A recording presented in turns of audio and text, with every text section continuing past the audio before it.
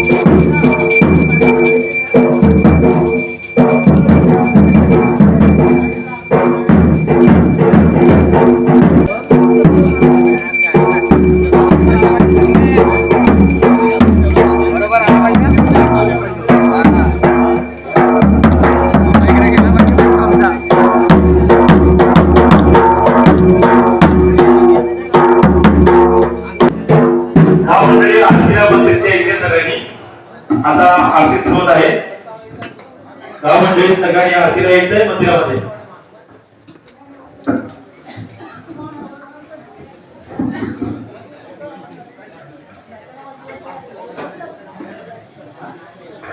ठीक आहे.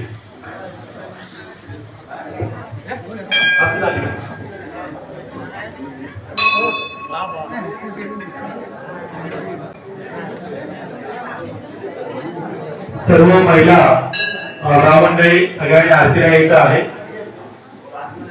आता आपल्या देवीची आरती सुरू होते.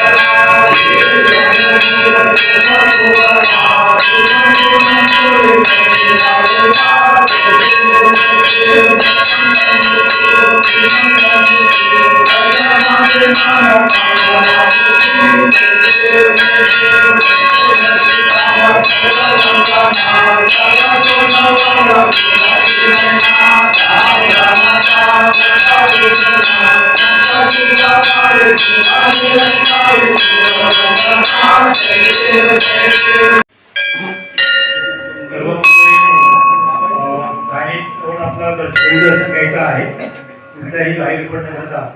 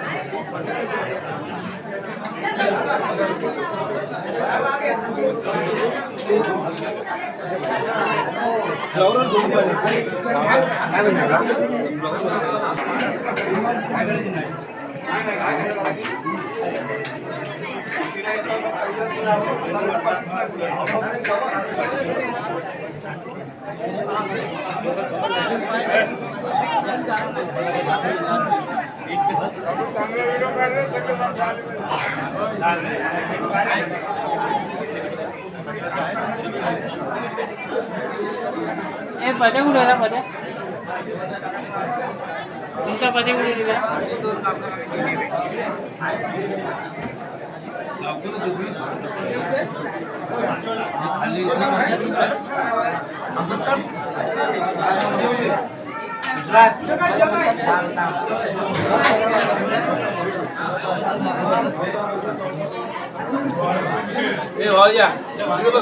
करतोय काय खाली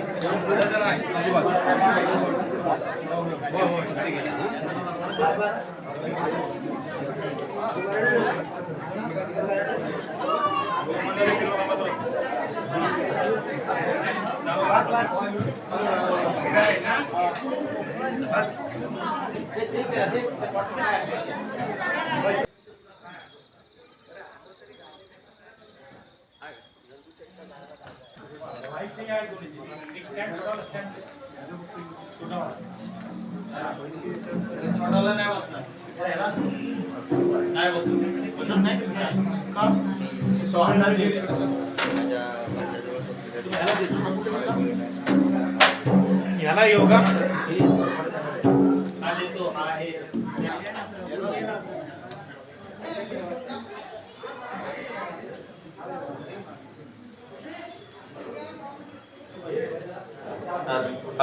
Hello, check. Hello, check. Hello. Purchase price.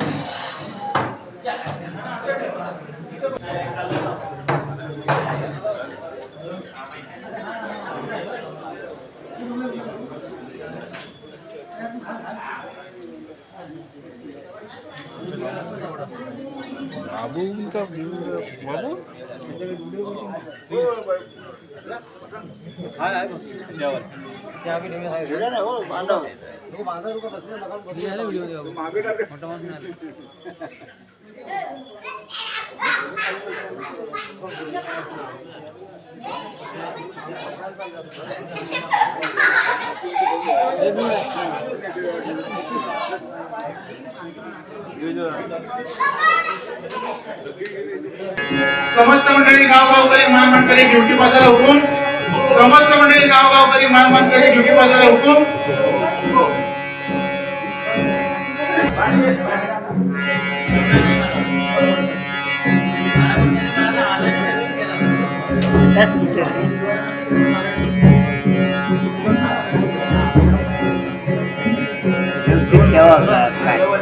आता नाही यार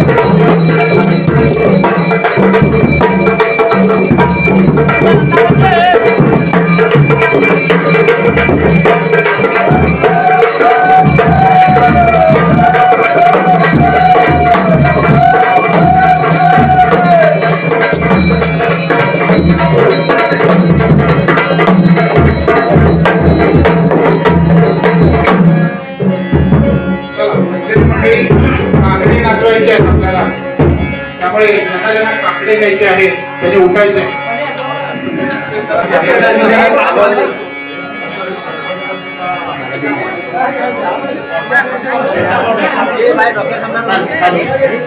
hello hello mic hello hello.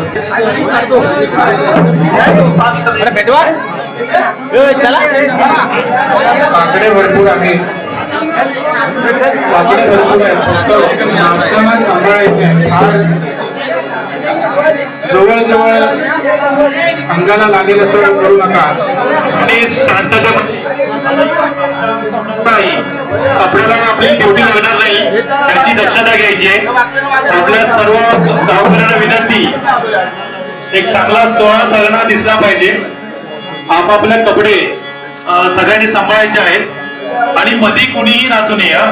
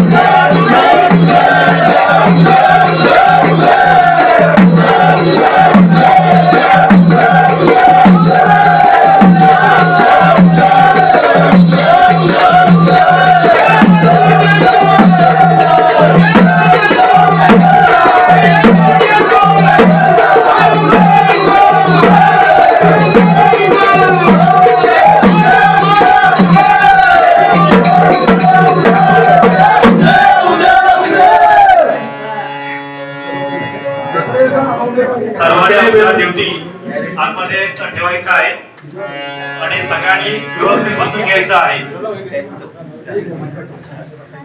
कोणाच्याही कपड्याला धक्का न लागता आपापल्या ड्युटी जवळ ताटात ठेवायच्या आहेत. जाऊन बाजूला होते ती पानं काढून बाजूला ठेवा. जरा पानं काढा, बाजूला काढा.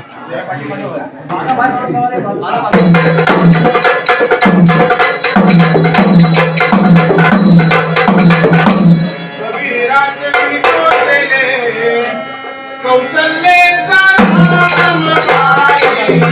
कौशल्येचा नाम.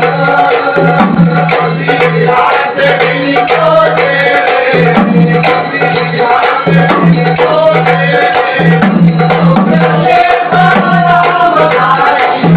कौशल्येचा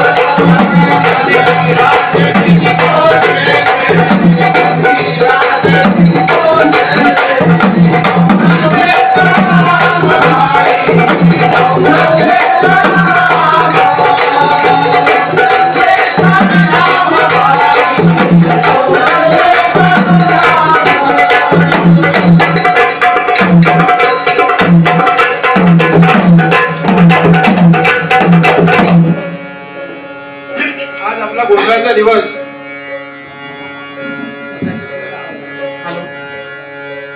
आज आपला गोंधळाचा दिवस आहे.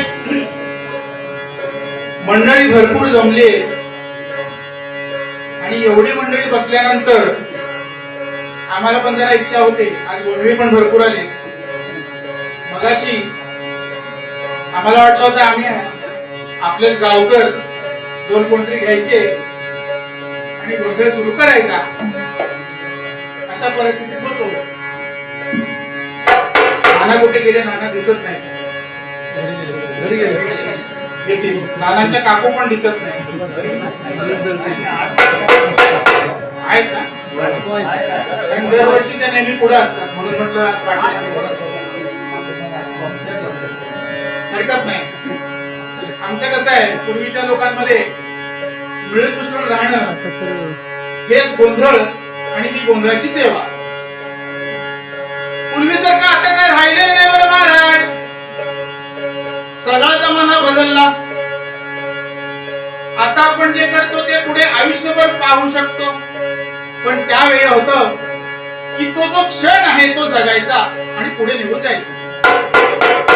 आता तुम्ही सगळे हे मोबाईल काढलेले आहेत. किती किती हजार असतील सांगता येत नाही. बुवांच्याकडे पण मोबाईल आहे पण तो लांब ठेवलेला आहे. बहुतेक बुवांचा मोबाईल तिथं राहिलेला दिसतो. कार्यक्रमाच्या वेळेला कार्यक्रम तुम्ही सगळे असे बसलेले बघितल्यानंतर फार समाधान वाटतं की आमच्या आजोबांच्या काळामध्ये आम्ही एवढे असे असायचो.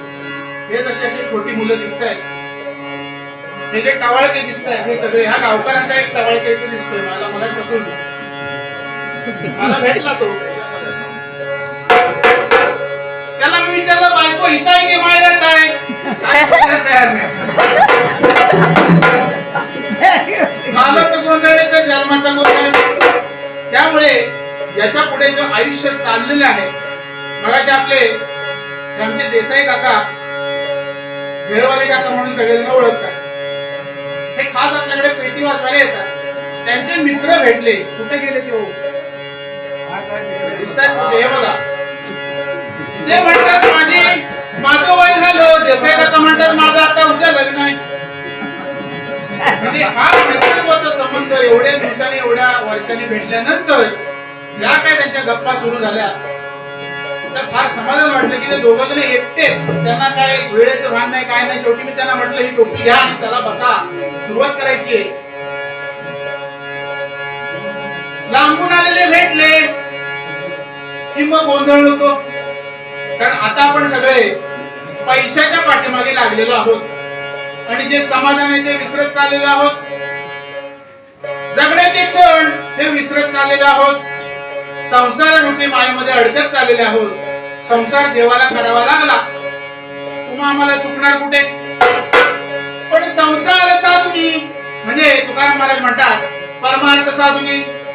बघा, परमार्थ करायचा कसा? संसार साधुनी परमार्थ करायला पाहिजे.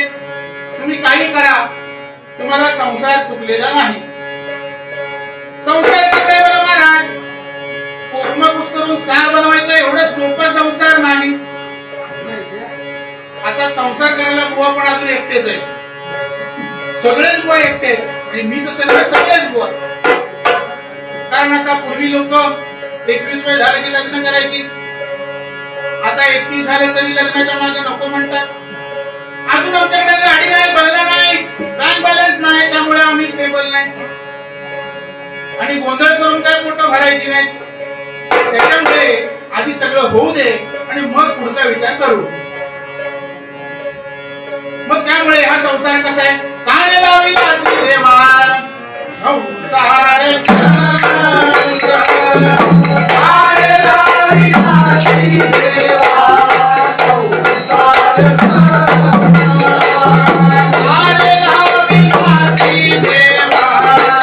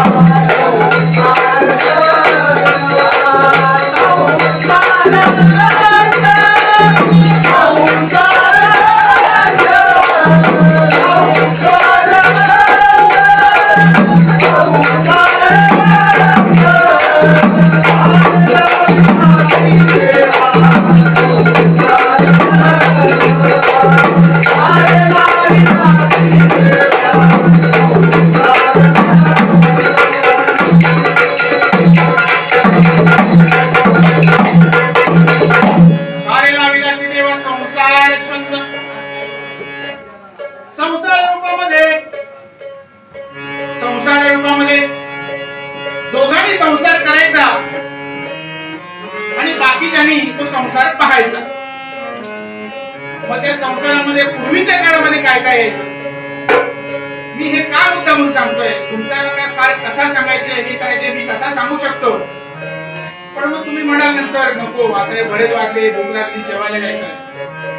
तुम्ही सर्व इथे यायला पाहिजे